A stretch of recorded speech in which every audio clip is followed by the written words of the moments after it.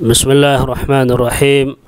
الحمد لله الذي قص أحسن القصص في كتابه العزيز، والصلوات والسلام على سيد الأنبياء والمرسلين. أهلا بكم أيها المشاهدون الكرام على هذه القناة.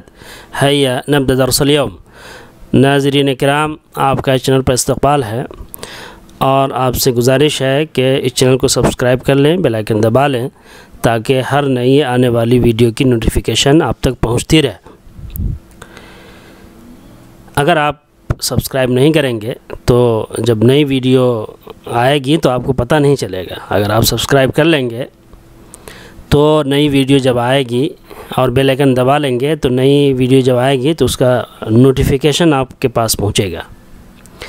آج جو یہ عربی قصے کا سیریز چل رہا ہے، سلسلہ، اس کی 8ویں ویڈیو آپ کے سامنے پیش خدمت ہے۔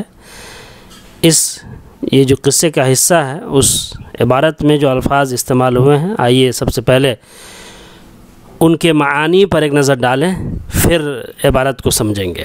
موسیقی جمع موسیقات، میوزک، موسیقی، مزعج ای مقلق، انوئنگ، پریشان کن، نحق ینحق نحقا، نحق الحمار ای صوت، برے، گدھے کا ڈھینچو کرنا، نبح ینبح نبحا، بارک، بھوکنا، میں ایموء مواءن، میو، میوڈ، یہ سیکنڈ اور تھرڈ فارم ہے، بلی کا میاؤ کرنا، تألف یتألف تألفا، کنسسٹ، تشکیل پانا، سکون ای السکون، الہدوء الصمت، سائلنس، خاموشی، سناٹا، ہلع یہلع ہلعا،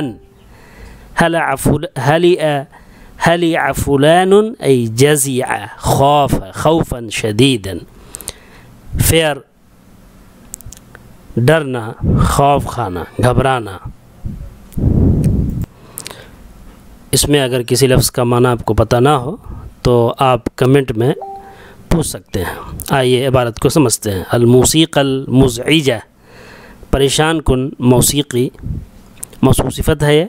فوقف الحمار على رجليه الخلفيتين ووضع رجليه الأماميتين على نافذة البيت، گدھا اپنے پچھلے دونوں پاؤں پر کھڑا ہوا اور اپنے سامنے کے دونوں پاؤں کو گھر کی کھڑکی پر رکھا۔ اس میں وقف فعل ہے، حمار فاعل ہے، اور رجلین، رجل جمع ہے، رجل واحد ہے اور اس کی تثنیہ ہے رجلانی، حالت جری میں رجلینی ہو گیا اور اضافت کی وجہ سے نون گر گئی، رجلی ہی ہو گیا، اور یہ خلفیتین، یہ اس کی صفت ہے۔ یہاں پر اضافت کا کوئی مسئلہ نہیں ہے، یہ صفت ہے، اس لیے یہاں پر اس کی نون باقی ہے۔ یہی چیز اس والی عبارت میں، البتہ یہاں پر حالت جری کی وجہ سے مجرور ہے اور یہاں پر حالت نصبی کی وجہ سے رجلی ہی ہے، کیونکہ وضع فعل اور اس کے اندر ضمیر ہوا کہ فاعل ہے جو حمار کی طرف لوٹ رہی ہے، اور رجلی مفعول بھی ہے۔ وقفز الكلب على ظهر الحمار والقط على ظهر الكلب والديك على ظهر القط، کتا گدھے کی پیٹھ پر کودا، چھلانگ لگایا، والقط على ظهر الكلب، اور بلی کتے کی پیٹھ پر، والديك على ظهر القط، اور مرغ بلی کی پیٹھ پر، یہ سب ایک دوسرے کی پیٹھ پر چڑھ گئے چھلانگ لگا کر کے، کود کر کے۔ پھر کیا کیا؟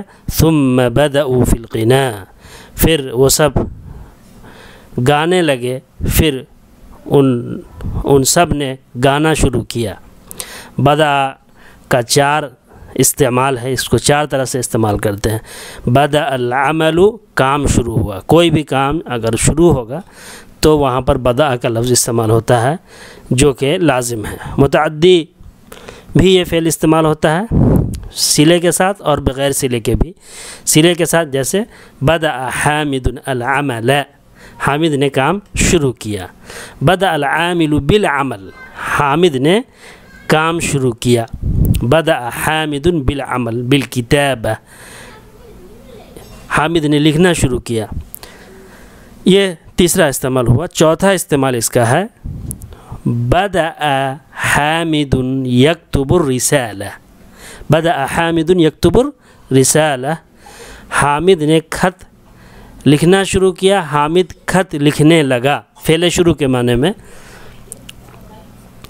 البتہ یہاں پر ہم جب عبارت میں دیکھتے ہیں کہ بدأ کے بعد فا آیا ہے، حالانکہ بدأ کے بعد اگر کوئی کام شروع کرتے ہیں تو اس سے پہلے با آتا ہے، بدأ بالعمل، تو یہاں پر ہونا یہ چاہیے ثم بدأوا بالغنا، پھر ان سب نے گانا شروع کیا، لیکن یہاں پر فا ہے، شرع فا کے صلے کے ساتھ آتا ہے شروع کرنا۔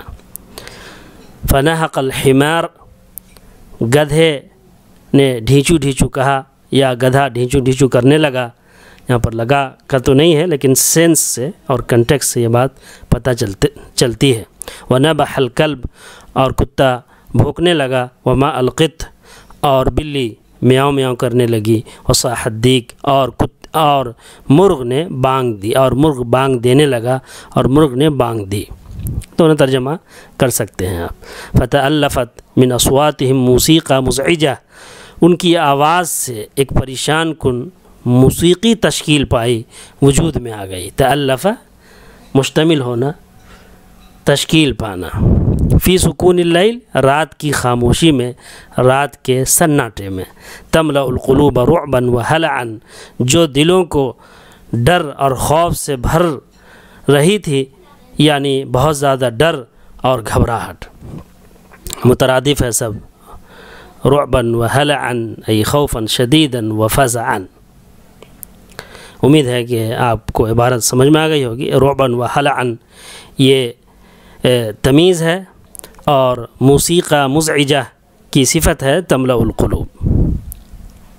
آئیے انگریزی ترجمہ دیکھتے ہیں۔ annoying music, the donkey stood on its hind legs and placed its front legs on the window of the house. The dog jumped on the donkey's back, the cat on the dog's back, and the rooster on the cat's back. They began to sing. یہاں پر double دے دیا گیا ہے، ایک ہی ہے، وہ printing mistake کی وجہ سے، ٹائپنگ مسٹیک ہے۔ They began to sing. The donkey brayed, the dog barked, the cat mewed, and the rooster crowed. Their voices consisted of annoying music in the silence of the night that fills the hearts with fear and terror, that is great fear and dread. Urdu تحریری ترجمہ بھی دیکھ لیں۔ پریشان کن موسیقی، گدھا اپنی پچھلی ٹانگوں پر کھڑا ہو گیا اور اس نے اپنی اگلی ٹانگیں گھر کی کھڑکی پر رکھ دی۔ کتے نے گدھے کی پیٹھ پر چھلانگ لگائی، کتے کی پیٹھ پر بلی اور بلی کی پیٹھ پر مرغ، پھر انہوں نے گانا شروع کیا۔ گدھا ڈھینچو ڈھینچو کرنے لگا، کتا بھونکنے لگا، بلی میاؤں میاؤں کرنے لگی اور مرغ نے بانگ دی۔ ان کی آوازیں پریشان کن موسیقی پر مشتمل ہو گئی، رات کی خاموشی میں، جو دلوں کو خوف و ہراس سے بھر رہی تھی، یعنی بہت زیادہ ڈر اور گھبراہٹ۔ اسے اپنے حلقوں میں شیئر کریں تاکہ خلق کثیر اس سے استفادہ کرے اور عربی زبان کے فروغ میں آپ کا بھی حصہ بنے۔ مع السلامہ۔